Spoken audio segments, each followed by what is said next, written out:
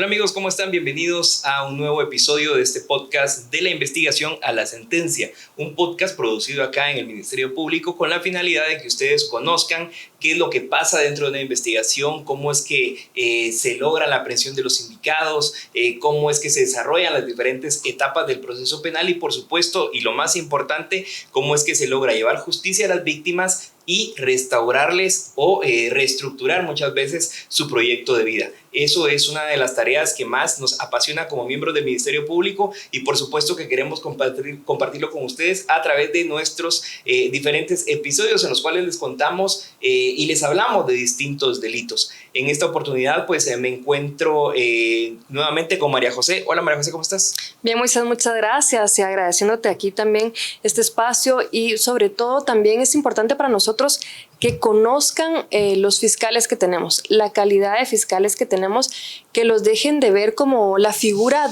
recta de un abogado y que empecemos a conocer también más de fondo sobre ellos para que sepamos que también ellos pues, son seres humanos que en cuanto a esta condición ellos siempre van a estar buscando llevar una justicia para las víctimas y apoyarlas en este sentido.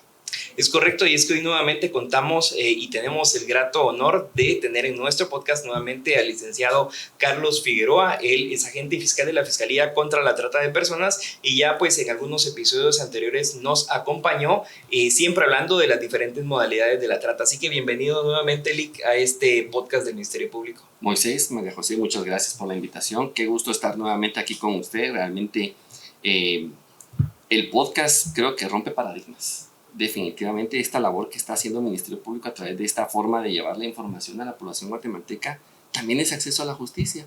Es un pasito más cerca cada vez de las víctimas y de Guatemala.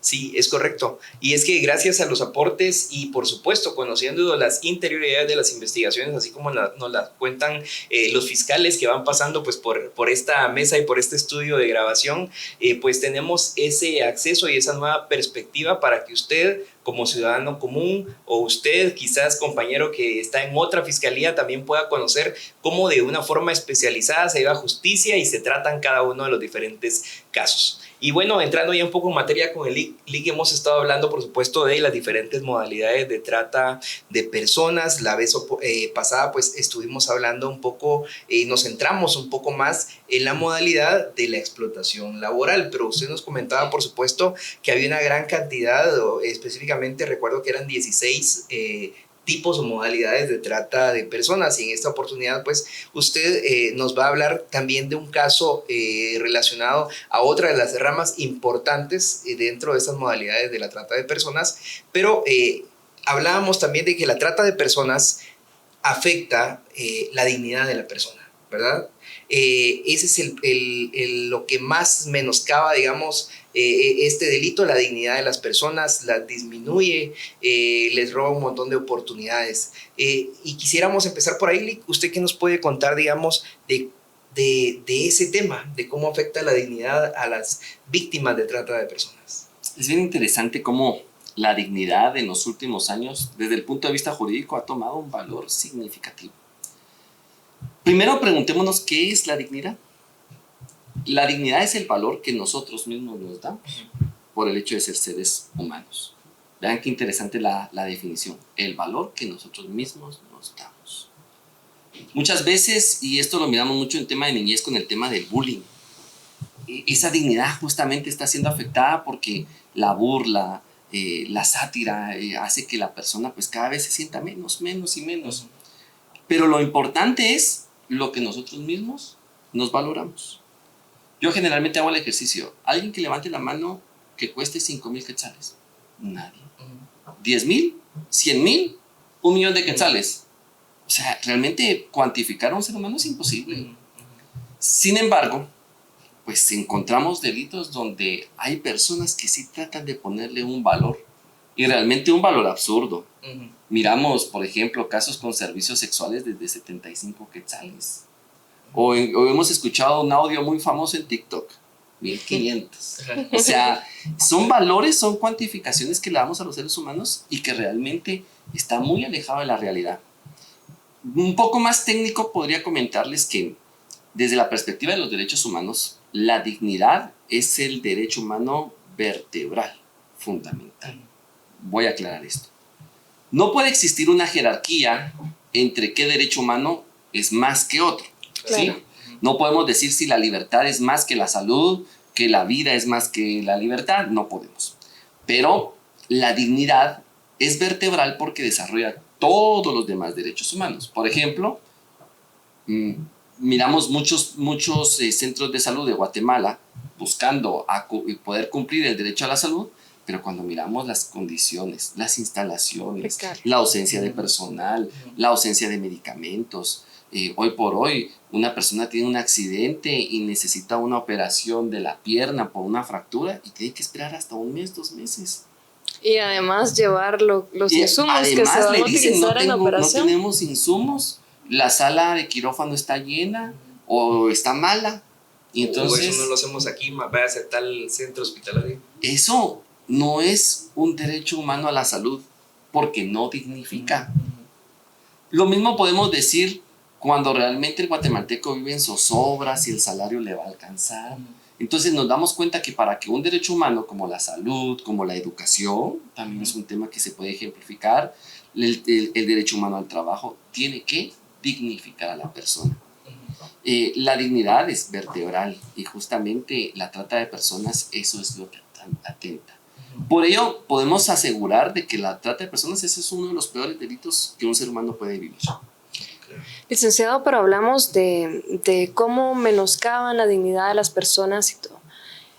Ustedes como fiscales, desde el momento en que inician una investigación, están pensando en una justicia restaurativa, en cómo van a ayudar a esta víctima a reconstruir su proyecto de vida para que pues salga de todo este tema de trata, de estos delitos que lamentablemente sufrió y pueda tener una vida mejor. ¿Cómo es que ustedes desde el inicio de la investigación hasta llegar a la sentencia van pensando, por ejemplo, en esta justicia restaurativa? ¿Cómo ustedes pueden saber qué es la necesidad de la víctima y cómo pueden ayudar a que esta persona la obtenga? Justamente hablar de justicia restaurativa es traer a colación cómo es que nace el derecho penal. El derecho penal es la rama más violenta de todo el derecho. El derecho civil, el derecho mercantil, el derecho notarial no ejerce la misma violencia que ejerce el derecho penal. Voy a poner un ejemplo, no los vaya a asustar. Abra la puerta, esto es un allanamiento. Imagínese estar a usted en su casa a las 6 de la mañana y que llegue la autoridad. Y entonces realmente esto es parte del protocolo de seguridad. Uno como fiscal le dice a la policía, entren, entren, entren. Y entonces la policía tiene que entrar a ver si hay armas para poder desarmar y que la diligencia se genere en un aspecto seguro, no solo para uno como fiscal, sino que también para la persona moradora. Entonces, esa violencia del derecho penal muchas veces la miramos materializada en estos ejemplos o también de que la pena de prisión. Es que fue condenado a tantos años de prisión, fue muy poco, dice la gente.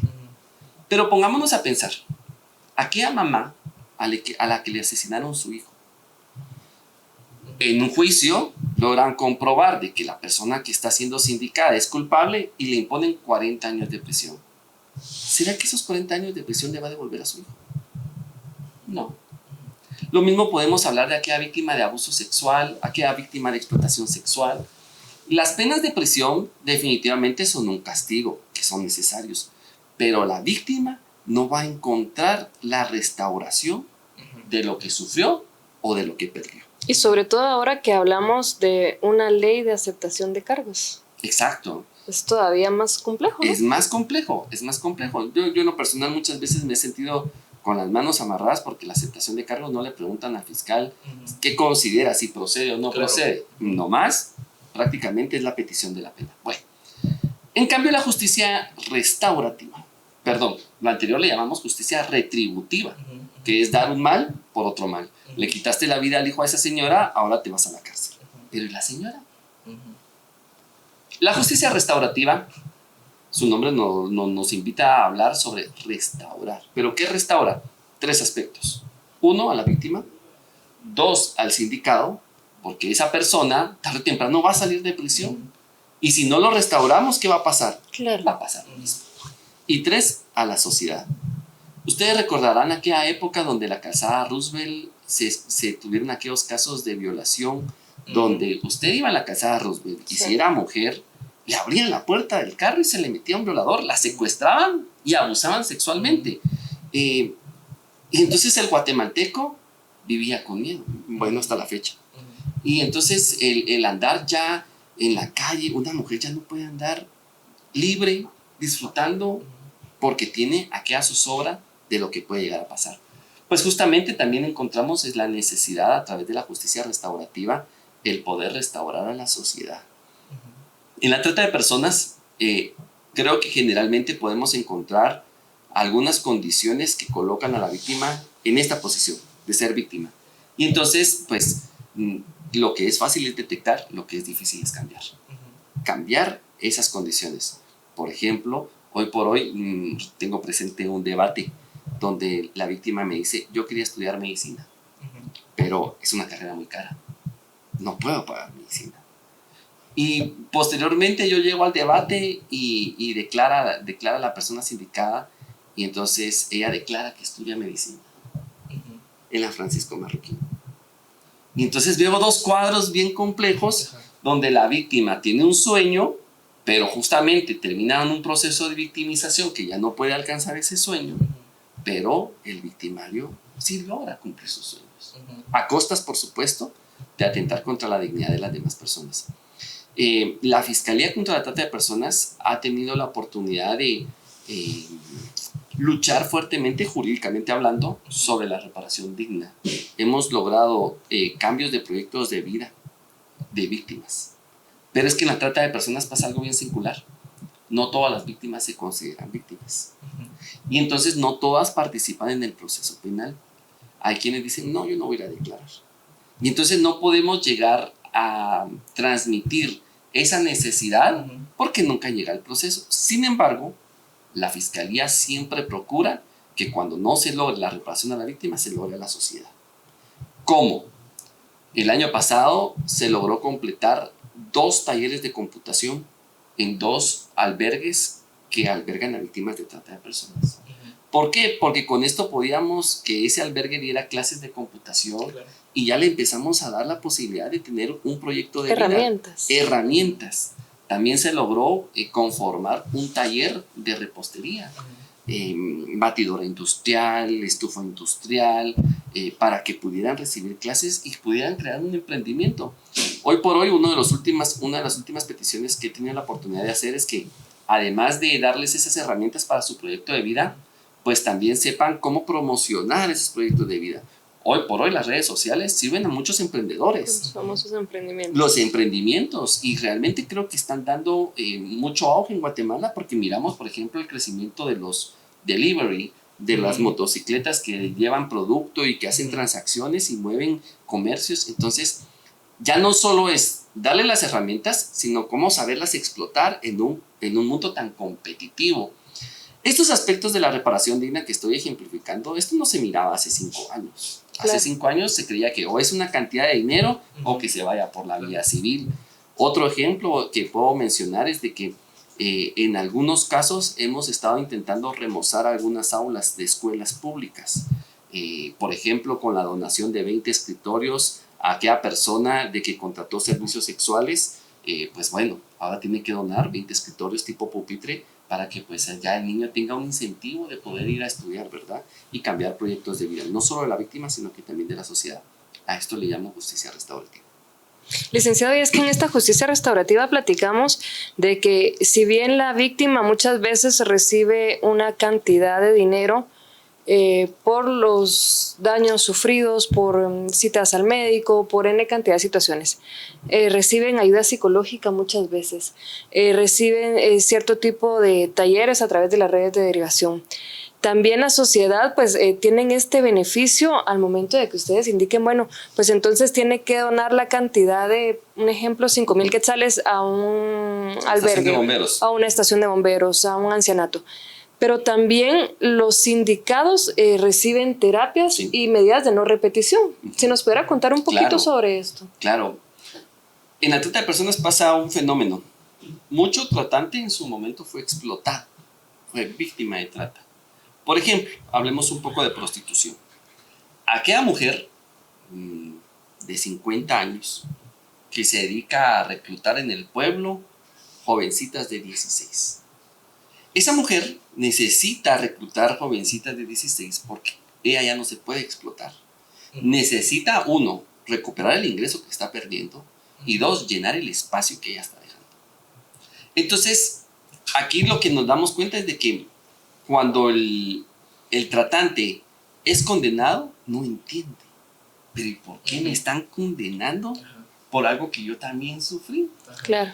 Y es justamente ese proceso emocional y psicológico de que hoy por hoy estamos pidiendo en esas garantías de no repetición, que también el sindicado, la persona condenada, el tratante, reciba terapia psicológica, pero principalmente para comprender la magnitud del daño ocasionado.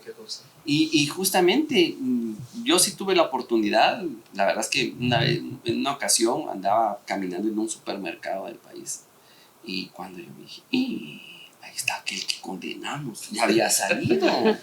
Sí, imagínense, yo tengo 11 años aquí y entonces la pena mínima es de 8. Quiere decir de que ya hay personas que en aquel entonces fueron condenadas y ya recobraron su libertad.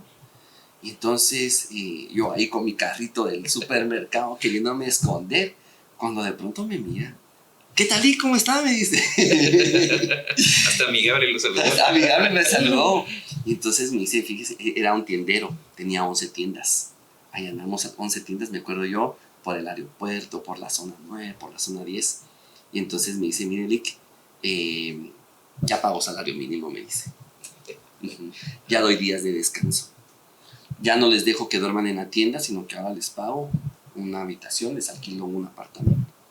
Entonces, sí, realmente hay casos donde la persona, el sindicado, encuentra cuál fue su error. Claro. Y lo logra comprender y remediar además. Recapacita. Sí, exactamente. Si yo me lo encontré, este supermercado vende las cosas por mayoreo y pues él estaba comprando sus cosas para su tienda. O sea, mantuvo su negocio, pero evitando la ilegalidad. Lo hizo bien. Lo hizo bien, claro. Es que emprender en Guatemala sí se puede. Pero también tenemos normas en las cuales tenemos que respetar a nuestro prójimo. Regresando un poco al tema de la dignidad, su fundamento está en el artículo 4 de la Constitución y este artículo termina con una frase muy interesante. Me atrevo a decir hasta bonita. Hay quienes dicen que es muy romántico. Tal vez yo soy romántico. Romantizando la justicia. Romantizando la justicia y dice que todos debemos de actuar fraternal entre sí. Y es que es bien interesante la Constitución porque su primera página, el título es Invocando el nombre de Dios. Y el artículo 4 nos habla sobre que debemos de comportarnos fraternal, o sea, de forma de hermanos. Y sí, así debería ser la sociedad. Una sociedad donde nos tengamos un respeto, donde sepamos la línea de dónde empiezan sus derechos, los derechos de Moisés, y dónde están mis derechos. Pero lamentablemente, pues como última ratio, como última opción, pues entra el derecho penal. Sí. Lick, y sabe, mientras usted estaba mencionando estas situaciones, me ponía a pensar también que a veces se tiene un concepto errado de qué es una víctima, ¿verdad? Porque se dice, es que la víctima es la persona que resultó fallecida, la persona que resultó agredida sexualmente, la persona que sufrió, digamos, alguna pérdida patrimonial. Pero víctimas también son el núcleo, ¿verdad? Las familias cercanas. Víctimas colaterales. Exactamente. Claro. O sea, bueno, se le llama a veces víctimas colaterales, ¿verdad? Pero son parte o entran dentro de ese mismo círculo de víctima, ¿verdad? Yo creo que una forma de graficar esto es, imaginémonos aquel niño secuestrado de 5 años de edad. El niño tiene un temor, está con personas desconocidas, está encerrado, probablemente escucha cómo hablan las personas con malas palabras y el ambiente tenso. Pero ahora pongamos a pensar, ¿y el papá? ¿Y la mamá? Sí, hay un sufrimiento ahí psicológico. Me imagino yo, es ser un calvario. Ese sufrimiento no es una preocupación de que, ay, a ver, ¿a qué horas viene mi hijo? No, es que no estoy seguro si a esta hora mi hijo o mi hija está vivo. Definitivamente, la víctima, sí, bien es cierto, colateral o indirecta, pero el sufrimiento muchas veces es tan grande como el de la misma víctima que vive el hecho. En la trata de personas, el fenómeno es que a veces la víctima no se reconoce como tal. Y la primera persona que reconoce es la mamá. Ay, no, mi hija, no hagas eso. O la abuelita. Y entonces ella está con la pena de que todos los días, todas las noches que su hija se va, ella sabe que su hija puede estar en una situación de peligro. La hija no lo piensa así. Esto es muy común, María José, porque primero hay que ser claros. Vivimos en un país donde la desigualdad de género es muy marcada. Totalmente. Ser mujer en Guatemala es un reto. Ahora, ser niña en Guatemala es un doble reto. Sí. Lamentablemente, en un país donde tenemos ese pensamiento, la mujer ya inclusive cuando nace son ciertos roles. Ya voy a tener que ir a ver los platos. Ya está predestinada. Está predestinada. La verdad es que hay que reconocer y admirar a la doctora Consuelo Porras, una mujer que ha llegado tan lejos y que da la participación. Si yo me pongo a ver quiénes son fiscales de sección en el Ministerio Público, en mi fiscalía es una mujer, la licenciada Nancy Páez. Han luchado contra paradigmas y los han roto para estar hasta donde han llegado, en un país con muchos obstáculos. Entonces, aquella mujer que todavía no se reconoce como víctima está pensando: tengo que llevar sustento a mi casa. O está pensando que podría estar prestando servicios domésticos por una cantidad de dinero versus ir a prestar servicio sexual, que esa cantidad de dinero lo voy a conseguir en una semana. Esos retos definitivamente hacen que la sociedad y la misma víctima no logren darse cuenta que están en un proceso de victimización. Definitivamente la Fiscalía tiene siempre ese reto de que, y gracias a Dios tenemos psicólogas muy capacitadas y sobre todo muy humanizadas, que tienen esa empatía y tienen que hacer un proceso de explicarle: mira, lo que estás haciendo no se trata si es bueno o es malo. Veamos las consecuencias. El peligro de una infección de virus de papiloma humano, el peligro de una enfermedad de transmisión sexual. No, es que yo utilizo preservativo. No, va. El peligro de que un hombre te golpee, o de que un hombre tenga el fetichismo de hacer cortadas, o hasta quitar la vida con un estrangulamiento. Hay víctimas, ha sido algo bien interesante, curioso, que han venido a denunciar no por la explotación, sino porque el cliente les robó. Yo recuerdo perfectamente, la llevan a un autohotel, el cliente al finalizar le dice: mira, métete a bañar, te voy a pagar otro servicio. Y ella se mete a bañar y cuando sale, ya no está el cliente, no está su cartera, ni está su celular. Al final, ella lo que venía a denunciar era el robo. Sí. Porque no se ha reconocido en ese proceso de victimización en el tema de la trata de personas. Y es que el tema del apoyo psicológico también es muy interesante, licenciado, porque ¿qué me dice de estas víctimas que no se consideran víctimas porque consideran que el novio les está ayudando a trabajar, les está protegiendo, que el novio les está ayudando a conseguir clientes? O sea, también es un tema bastante complejo. Sí, en muchas ocasiones sí existe un lazo emocional o a veces hasta sentimental, como bien dice María José, la relación de noviazgo, la relación de esposos. ¿Sí? Tuvimos una sentencia condenatoria el año pasado de un inmueble que estaba ubicado en Ciudad de Plata, zona 7, Ciudad de Guatemala, donde eran 3 sindicados. Y de esos 3 sindicados, el principal, el que dirigía todo, también prostituía a su esposa estando embarazada. Y a su hermano también lo prostituía con hombres. Y entonces llega un proceso, círculo de violencia contra la mujer, donde existe un encantamiento, donde existe un enamoramiento. Dicen: mi amor, nuestro emprendimiento juntos. ¿Sí? Mi amor, tenemos metas juntos. Mi amor, estamos luchando juntos, dicen. Y esta persona lo único que hace es subir historias en las redes sociales, abrir portón, decir a los clientes: pasen adelante. Tomarles fotos. Pero quien está sufriendo esa explotación es la mujer. Y siempre en la idea: mi amor, vamos a lograr juntos muchas cosas. Y no es así. Romantizan el abuso. Romantizan, exacto. El proceso psicológico ahí es muy difícil, pero es posible, porque se logra romper primero ese lazo emocional o sentimental, y en muchas ocasiones es un lazo de dependencia. Económico. Ellas no tienen otro ingreso. No es que si dejan al esposo, pues van a ir a pedir un trabajo y se lo van a dar a los 2-3 días. Máxime sabiendo, porque lamentablemente muchas veces la prostitución en Guatemala está muy mal vista. Y incluso las personas no consideran a las personas víctimas. Es decir, no la contratemos porque era prostituta. Está esta estigmatización, está este pecado que cometió la mujer. Sin embargo, no sabemos si esta persona, pues obviamente fue víctima, si lo hizo por sus medios, si fue explotada, si fue secuestrada, si es extranjera. Entonces es un tema bastante complejo, licenciado. Es muy complejo, María José. Inclusive, bueno, ahí ponemos el ejemplo de se cierran las puertas, pero es que a veces se abren con malas intenciones. Entonces, a veces cuando ya se sabe la historia de vida de esa víctima, el empleador dice, bueno, si antes hacía esto, claro.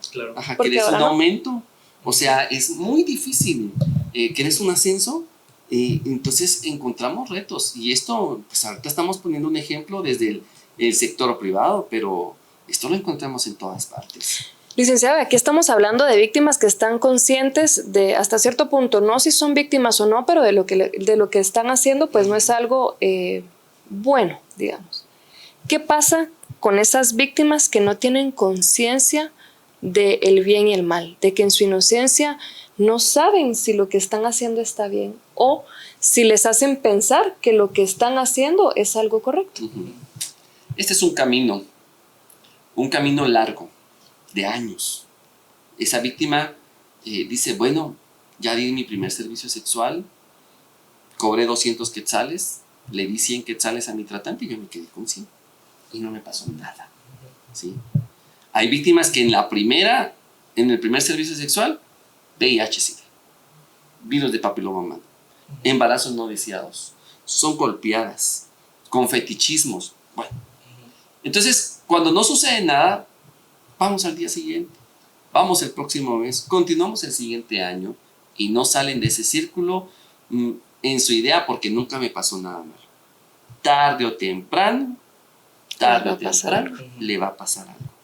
Porque la prostitución es una acción tan riesgosa, psicológica.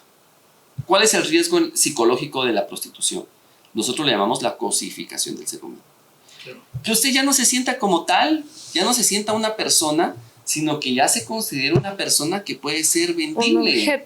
Un objeto que por 50 quetzales, que por 200 quetzales, con mi cuerpo lo voy a poder conseguir. Psicológico, físico, definitivamente un catálogo inmenso de enfermedades de transmisión sexual que hasta muchos desconocen la existencia de esas enfermedades. Llega a ser inclusive hasta peligrar la vida.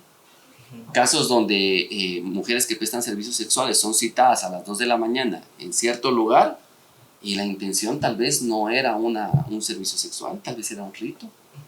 Entonces, definitivamente es una conducta muy riesgosa y que muchas veces tardan muchos años en que ese riesgo se concrete. Ahora, el tema también es de que esa persona inocente que la necesidad la empuja a vivir estas experiencias hace que también su humanidad se pierda y se convierta en una persona con maldad, con rencor. Y entonces dice, bueno, yo ya no quiero seguir en esto porque qué feo es de que venga una persona y pague por mi cuerpo, pero para poderme salir necesito alguien que me reemplace. Resulta que allá en la cuadra la hija de la vecina pues está bonita y tiene unos 17 años. Aquí le decimos que usted, si viene algún día la policía, usted tiene que decir que tiene 18. Solo a los clientes le decimos que tiene 17, porque por supuesto van a pagar más. Y entonces esa maldad ya la coloca en una situación que ya no es víctima, es victimaria. Consciente de las consecuencias, porque las vio, porque las vivió. Porque lo normalizó. Porque lo normalizó, ahora se las está realizando a otra persona. Eso realmente pues son procesos muy comunes en la trata de personas. Y es que usted cabal hablaba y María José también hacía mención a ese tema de la inocencia, ¿verdad? Pero claro, la trata de personas no solo vulnera la dignidad de una persona adulta, de una mujer, en este caso de una adolescente, también llega a dañar incluso niños, ¿verdad? La vez anterior, pues usted nos comentaba un poco y hacía algunos matices acerca de de estos niños que son víctimas también dentro de esa inocencia, dentro de esa creencia que están haciendo algo. Usted nos decía, hay niños ahí que desean dentro del rol de un videojuego adquirir ciertas cosas y dentro de esa dinámica, digamos, los depredadores pues aprovechan para poder tener acceso y generar material pornográfico de personas menores de edad. Y siguiendo esta misma línea, ¿verdad? De cómo se normalizan este tipo de conductas y cómo se aprovechan precisamente de la inocencia de estas personas, pues hoy usted nos traía un caso en donde precisamente hablábamos de cómo a través de las acciones de esta persona que llegó incluso a trascender internacionalmente a través de la comisión de sus delitos, vulneró a una comunidad completa, ¿verdad? Hablando también del tema de las víctimas colaterales, a una comunidad completa y incluso a diferentes familias de esa comunidad que precisamente depositaron inocentemente su confianza en esa persona. ¿Usted nos podría comentar más de ese caso? Sí, claro. Definitivamente. Creo que primero reconocer que Guatemala es un país hermoso. Tiene unos lugares espectaculares. Usted mira el agua de Atitlán y es una belleza cómo esos 3 volcanes le rodean. Y por supuesto, esto para los ojos de un guatemalteco, pero también para los ojos extranjeros, Guatemala es un país atractivo. Pero también lamentablemente cuando miramos que existe esta situación de vulnerabilidad en la niñez guatemalteca, también para las personas que tienen intenciones de hacer maldad, también se vuelve un país atractivo. La Fiscalía contra la Trata de Personas logró la sentencia en contra de un guatemalteco que, pues entre sus funciones, él ejercía en Guatemala un rol de maestro. Y fíjense que esto es bien importante mencionarlo porque todos lo decimos, todos lo sabemos, pero no lo tomamos en advertencia que el que abusa de los niños es una persona que está cerca de los niños, ¿sí?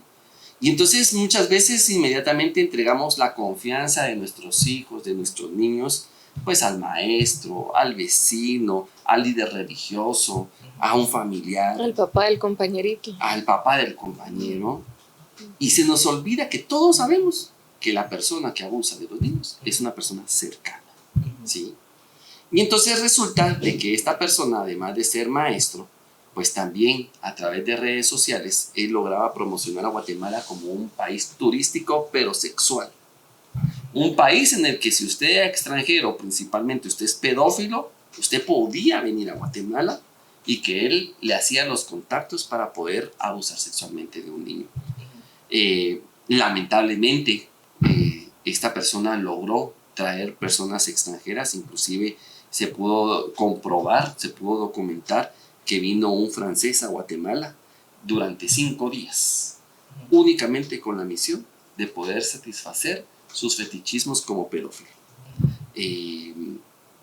A través de una investigación donde la prueba digital, que es un reto hoy por hoy en Guatemala, pero que la Fiscalía contra la Trata de Personas ha sido, pues creo, lo voy a denominar así, pionera y ¿por qué no?, ejemplo a nivel internacional, principalmente en el Triángulo Norte, en Centroamérica, se logró determinar pues cómo es que esta persona a través del alias Depredador 502 lograba captar clientes, turistas para que vinieran a Guatemala.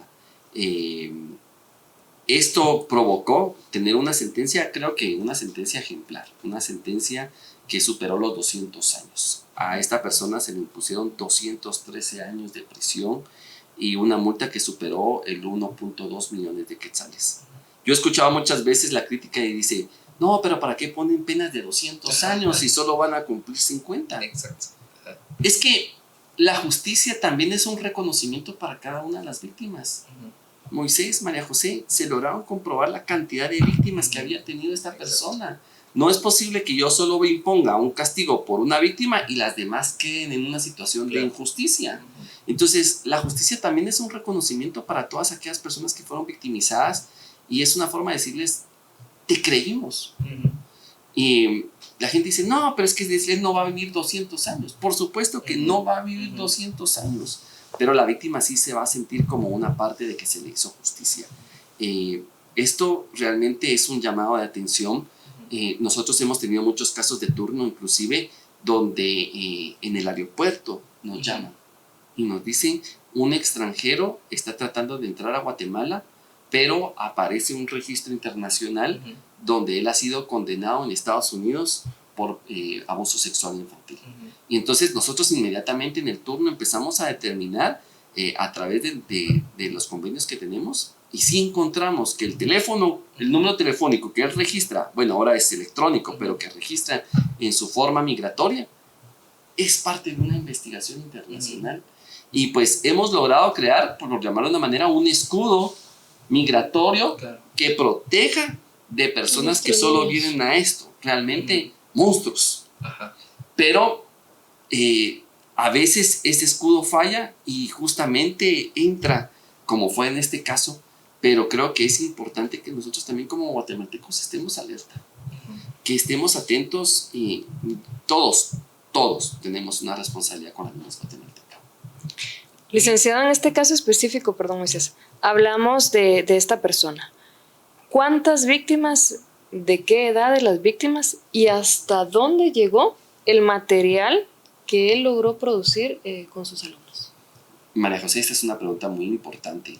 Lamentablemente, esta modalidad de la trata de personas, el tema de la pornografía infantil, es una modalidad que no se puede destruir o que no se puede detener fácilmente cuando una persona ya fue victimizada. Me explico.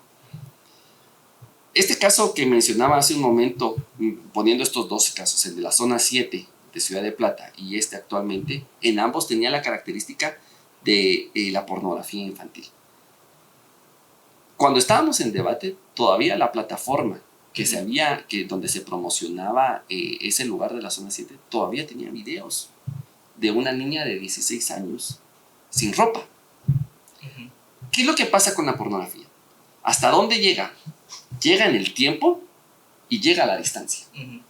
El video que se produce en Guatemala, probablemente a los 5 minutos o menos, ya se está comercializando en Japón. Probablemente en 20 años, que esa víctima, cuando fue abusada a los 5 años, cuando ya tenga 25 años, ese video sigue circulando el mundo del internet.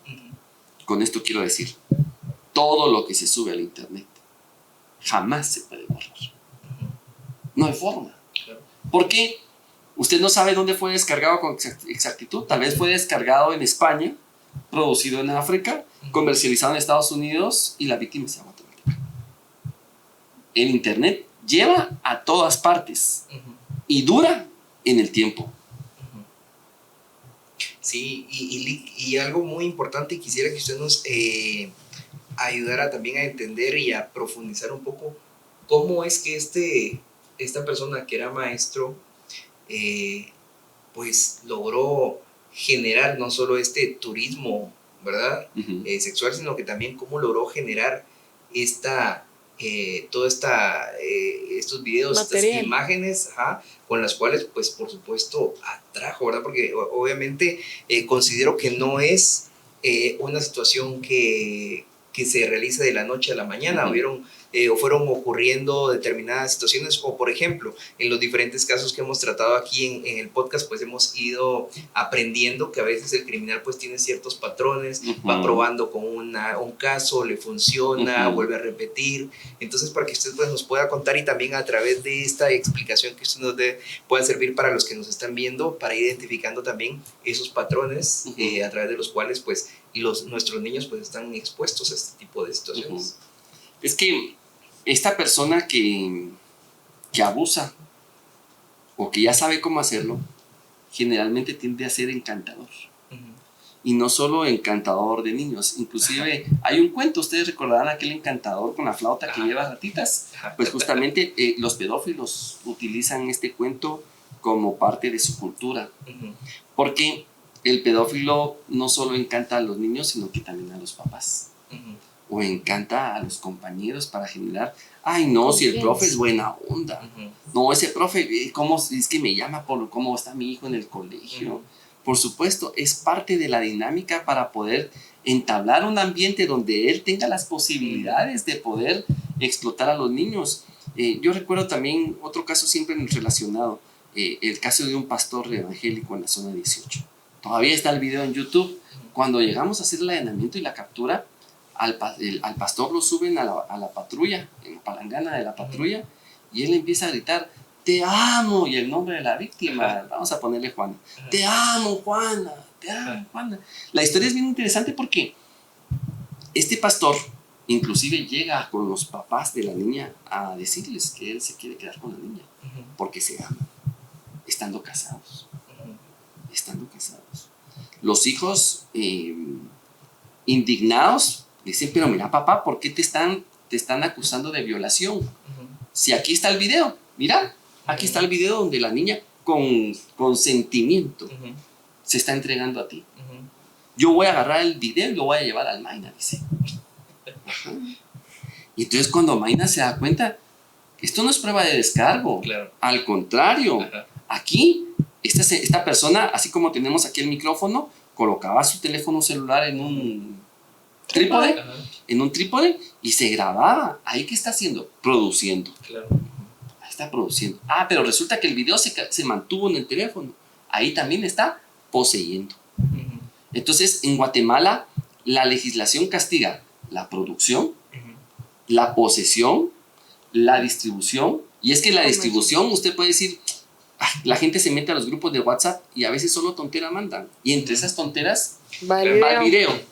Pero solo es por chiste, dicen. No, es que era una broma. Eso es delito. Claro.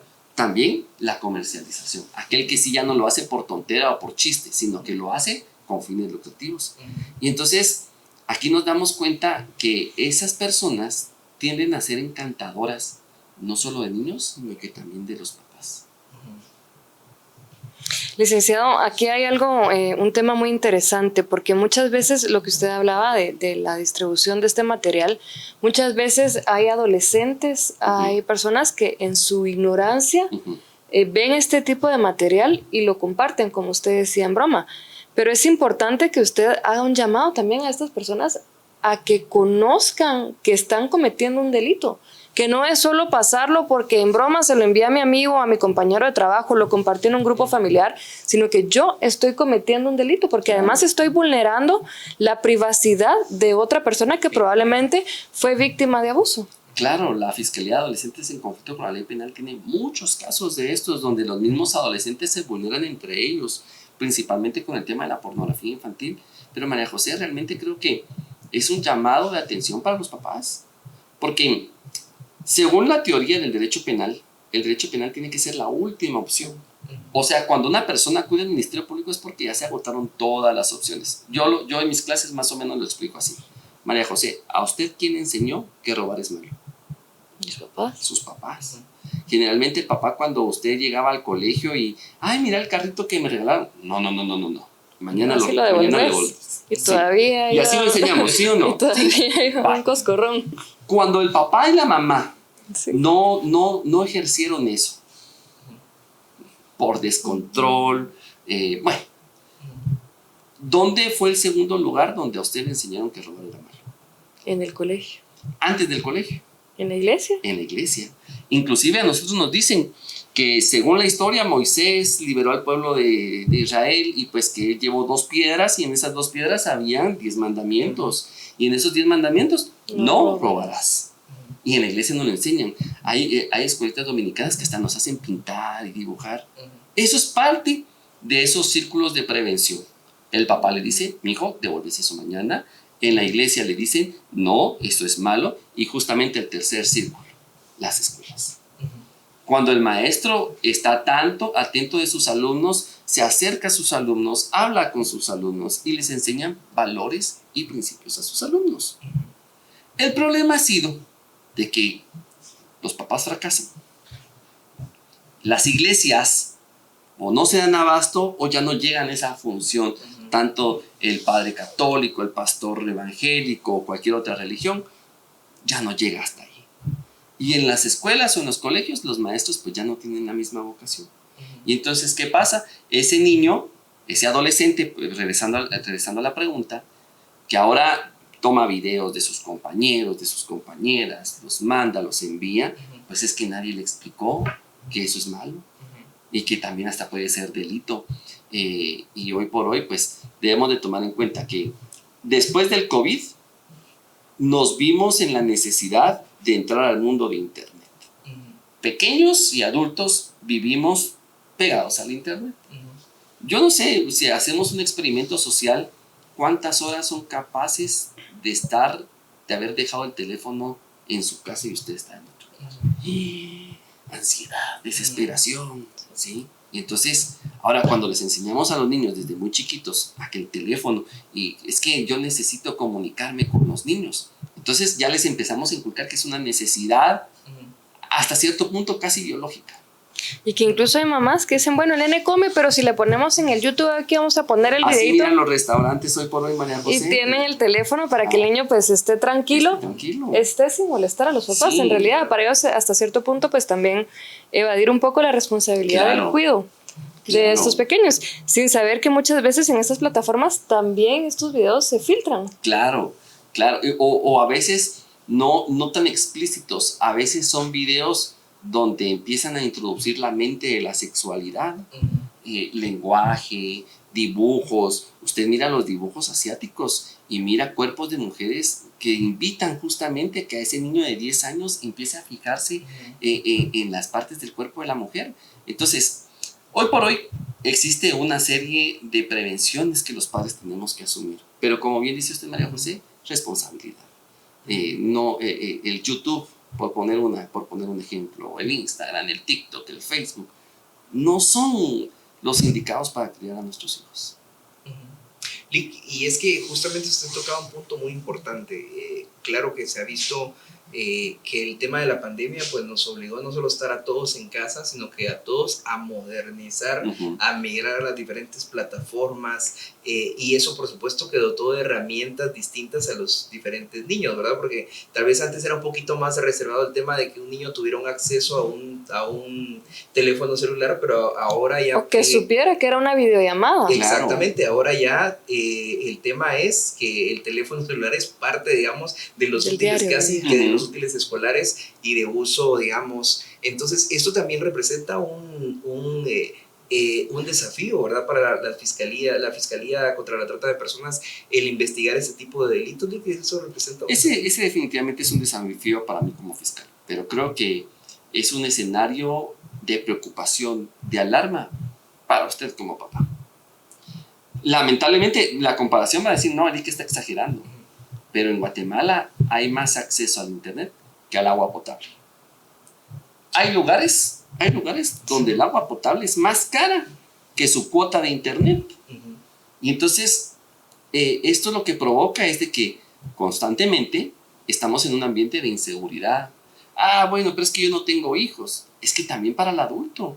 Yo tuve un caso, la vez pasada yo les comentaba que tuve la oportunidad de tener la perspectiva desde la defensa. En esa ocasión, más o menos como en el año 2013, yo siempre cuento que una noche, un turno, un doctor muy reconocido, ya falleció, ya de muy avanzada edad, a través de Facebook, en aquel entonces eran las redes sociales en explosión, logra chatear con una mujer española. El doctor, recuerdo, 72 años, la mujer 23. Hay una diferencia. El doctor emocionadísimo, enamoradísimo, Moisés. Y entonces vienen ellos y empiezan a tener como que una especie de relación de noviazgo. La española empieza a mandarle fotografías desnuda a él. Y entonces el doctor, viviendo su segunda juventud, el amor de mi vida a los 72 años.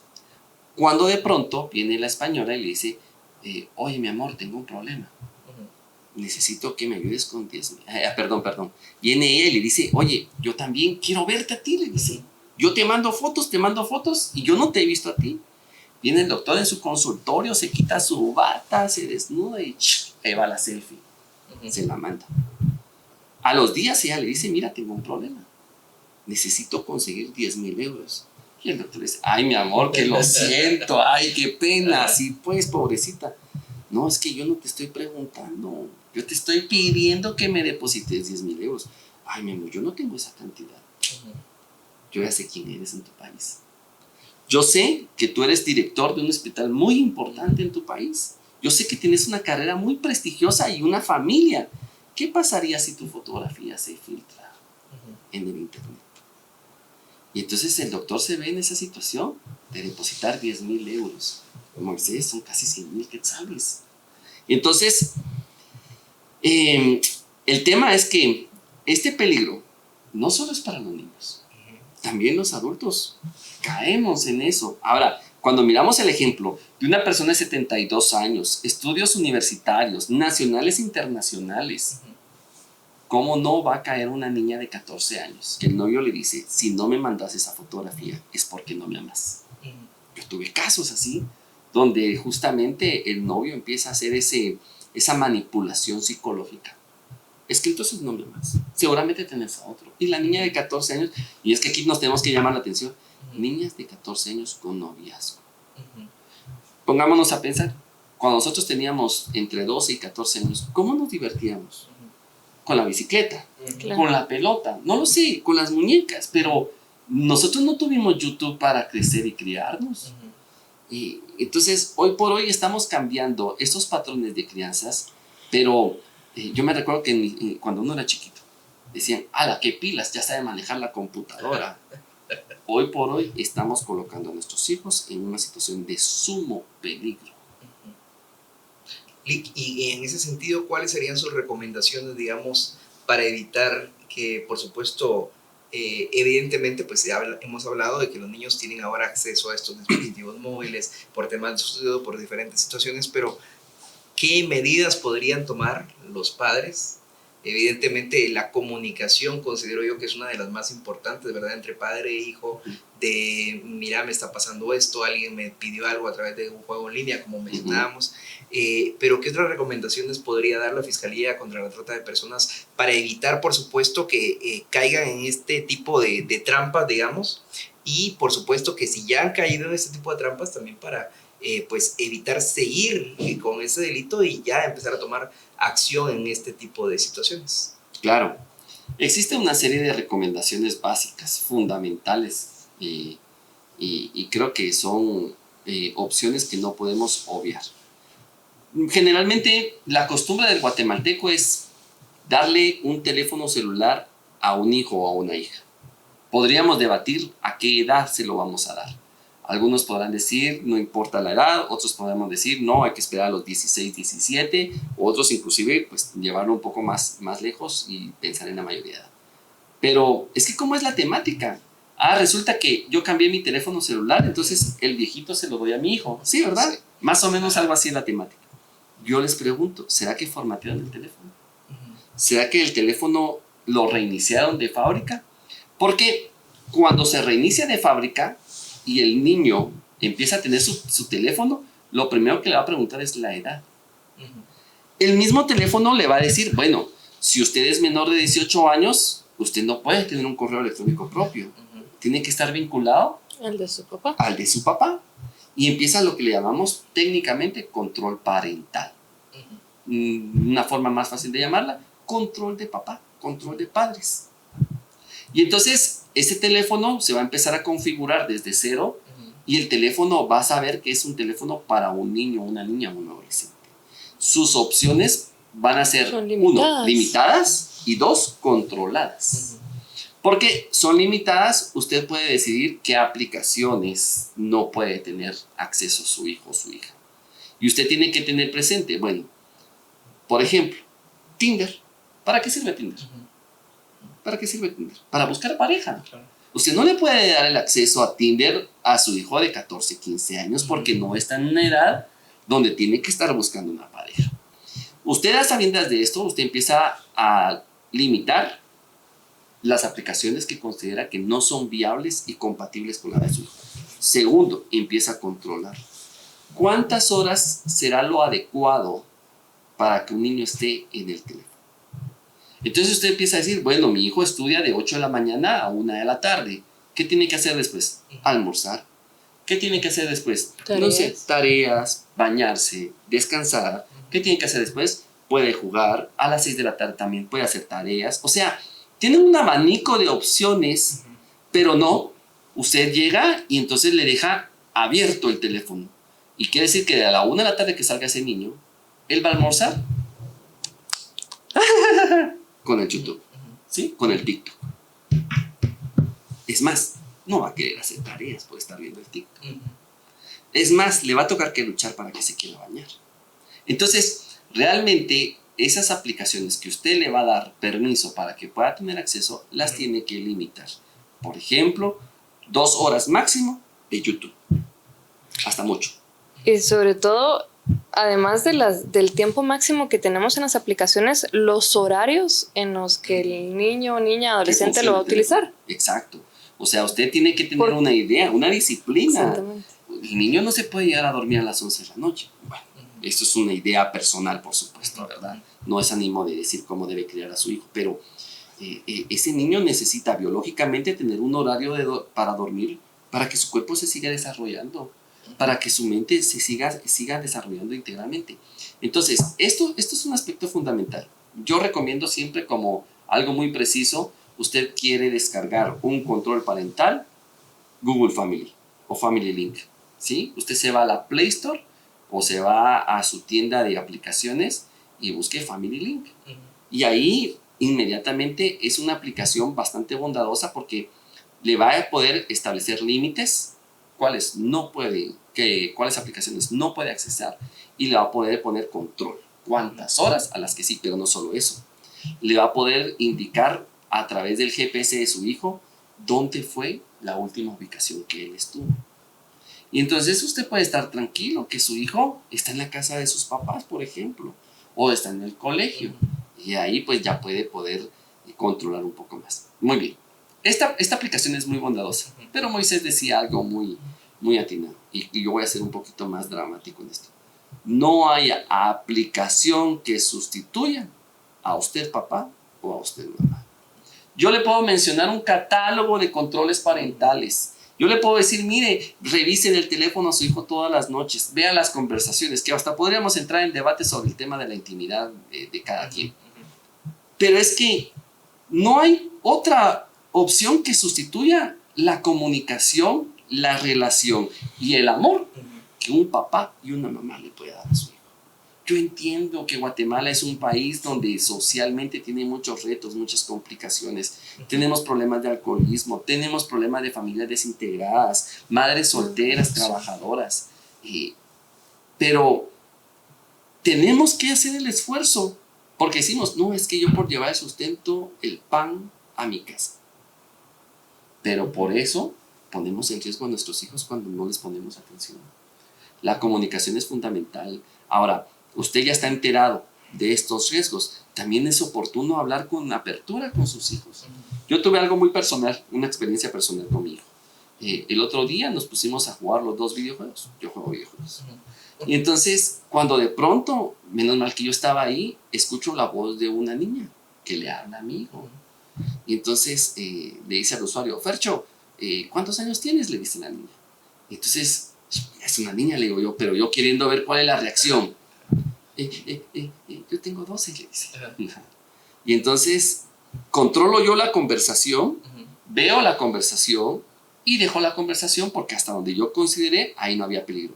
Pero cuando terminamos de jugar, viste, mira, y esto es bien normal que te hablen vos, pero fíjate que la vez pasada en el trabajo yo vi esto. Y la vez pasada un niño se puso a platicar y mira, hijo, hacer la voz de niños es bien fácil. Hola, ¿cómo estás? Ay, sí, ¿cuántos años tienes? Eso es bien fácil. Pero vos no sabes si esa persona es un adulto. Y pero si es hombre, le digo yo. Ah, sí. Y entonces él mismo ya se quedó con esa experiencia, no como prohibición, no como regaño. Porque si yo le pongo ese límite como regaño, él va a querer curiosear. Claro. Es parte de la adolescencia. La palabra adolescencia viene de la palabra adolecer. Adolezco inmadurez, adolezco conocimientos, adolezco experiencias. Entonces, él va a querer vivir sus propias experiencias. Pero si yo le cuento lo que hay en el mundo exterior, él va a poder vivir esas experiencias con precaución. Y entonces, no solo eso, le estoy dando independencia porque él ya no va a depender de que yo le diga como papá qué es bueno y qué es malo, sino que él como adolescente él va a poder reconocer los peligros. Esto parece peligroso. Yo esto mejor lo evito. Y justamente, pues, en mi experiencia, pues, tuve el éxito. Y es que, con esto voy terminando. Los controles parentales son tecnología.